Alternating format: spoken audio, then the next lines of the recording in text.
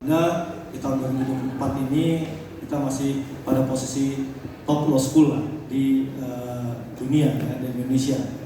Nah, di Indonesia juga sama, masyarakat menilai dan saya mendapat apresiasi tentunya itu adalah penghargaan dari Hukum Online sebagai top law school di tahun 2023 dan 2024 dan alhamdulillah di 100 tahun. Kemudian perayaan kali ini tentunya memanggil seluruh alumni yang memang jumlahnya ribuan untuk kita menggelorakan kembali pembangunan hukum, menggelorakan kembali semangat penegakan hukum, dan juga nanti perayaannya akan dibuka dengan sidang perayaan di Balai Sidang Universitas Indonesia, seperti ya mungkin tidak 100% seperti pembukaan Recht School 1924 yang dihadiri Gubernur Jenderal Belanda. Kita berusaha untuk mengundang posisi tertinggi negara ini, tetapi mungkin masih belum mendapatkan pengertian yang baik akan posisi hukum di Indonesia. Ya, tapi kita akan mendengar pidato-pidato kenegaraan yang dipimpin oleh Ketua Mahkamah Agung RI, Jaksa Agung, Menko Hukum dan HAM, komisi-komisi yang ada. Menyambut Disnatalis Akbar ke-100, Fakultas Hukum Universitas Indonesia menggelar kegiatan talk show pada Rabu 23 Oktober 2024. Bertempat di Gedung Baru Fakultas Hukum Universitas Indonesia Depok, Jawa Barat, talk show ini menghadirkan 3 pembicara. Ketiga narasumber dalam talk show ini adalah Dr. Parulian Paidi Aritonang, Dekan Fakultas Hukum Universitas Indonesia, Muhammad Alif Latif, Ketua Badan Eksekutif Mahasiswa FHUI, dan Aditya Prakarsa, perwakilan dari Ikatan Alumni FHUI, Iluni FHUI.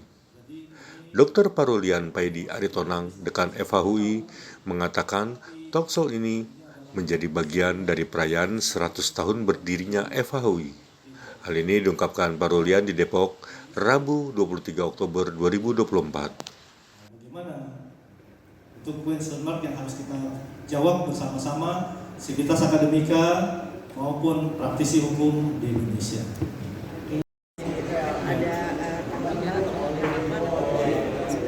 Ya, dimulai dari acara dulu ya. Acaranya itu memang dimulai dari Januari sampai nanti Desember. Puncaknya besok tanggal 28 Oktober 2024. Ya, kebiasaan Fakultas Hukum dan juga ini diawali dengan sidang akademik, para guru besar, dan bahkan besok diawali dengan pidato Ketua Mahkamah Agung, pidato Menko Hukum, pidato Ketua MK, Komisi Yudisial, Jaksa Agung. Ini yang terkait dengan hukum di sidang itu, dan juga tentunya ada pidato dari Universitas Leiden dan Universitas Belanda yang dulu memang menjadi cikal bakal pendidikan hukum di Indonesia. Nah, kemudian untuk selanjutnya di tanggal 28 kita akan ada seru-seruan, ya, artinya yang dari alumni membuat acara, kita juga seperti biasa mahasiswa dan juga karyawan, dosen, kita akan beria lah, bersinggung ria dengan adanya pop singer, ada Malik, ada kopluan anak muda sekarang juga gitu ya. Ya pokoknya mahasiswa sekarang juga diakomodir, dan juga ada musik-musik untuk para karyawan. Kemudian terakhir hasil dari intelektual, yaitu buku-buku terkait dengan tulisannya dekan pertama FHUI, Profesor Paul Scholten. Saya sekarang ke-17. Paul Scholten, terus kemudian buku Harapan 100 tahun ke depan, abad kedua pendidikan tinggi hukum, dan terakhir ada peluncuran Perangko 100 tahun pendidikan tinggi hukum. Pak, dari nanti acara Disnatalis ini apakah memberikan rekomendasi kepada pemerintah, maksudnya terkait hukum ke depan? Pak? Oh iya, jadi boleh di-spill Pak, dikit-dikit rekomendasinya nih. Di abad kedua ini tentunya dari segi pendidikan tinggi hukum ini standarisasinya harus dibenahi, karena banyak sekali dengan mudah pendidikan fakultas hukum mengeluarkan sarjana hukum yang akhirnya membuat ruwet praktek hukum di Indonesia. Nah, itu dibenahi betul, baik profesi advokat, profesi notaris dan profesi-profesi hukum lainnya. Yang kedua terkait dengan pelaksanaan penegakan hukum di Indonesia. Nah, ini aparat penegak hukum ini harus diperbaiki, ya, tidak ada lagi sifat spirit the corps, ya, antar APH berdiri di korpsnya masing-masing. Kita ini semua harus berkolaborasi dalam criminal justice system.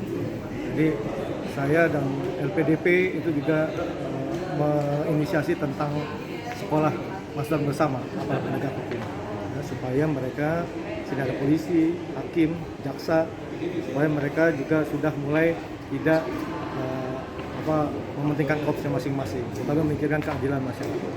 Nah, yang terakhir ya tentunya pembuatan hukum di Indonesia ini harus sesuai dengan aturan yang baik, yang benar.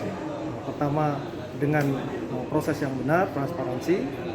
Yang kedua, materinya harus tetap berpihak kepada kepentingan keadilan masyarakat. Nah, itu kurang lebih isi-isi yang dikembangkan ditulis oleh profesor-profesor dan juga praktisi hukum. Terkait dengan itu